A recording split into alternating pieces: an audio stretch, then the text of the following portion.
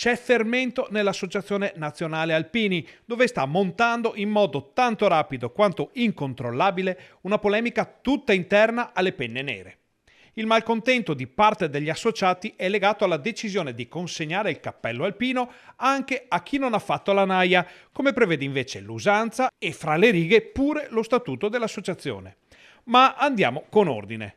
Sabato a Verona i volontari dell'ANA che hanno contribuito alla buona riuscita degli eventi olimpici sono stati ringraziati per il loro impegno. Più di 1000 i volontari presenti in Piazza Bra e 180 di loro che hanno operato con la Task Force della Difesa dopo aver fatto i corsi specialistici al centro di addestramento hanno ricevuto anche il cappello alpino. Da un punto di vista formale le regole sono rispettate perché il coinvolgimento dell'esercito consente questa dotazione.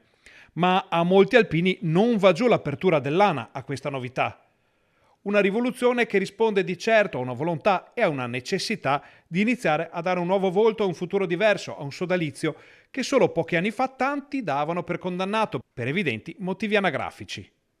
Ebbene, questa scelta strategica ha causato una vera sollevazione. C'è chi annuncia di non voler più rinnovare la tessera e c'è chi dice che si toglierà il cappello davanti al palco delle autorità durante lo sfilamento di Genova. D'altronde, sul cappello, come dice anche la canzone, c'è una lunga penna nera che per gli alpini è una bandiera.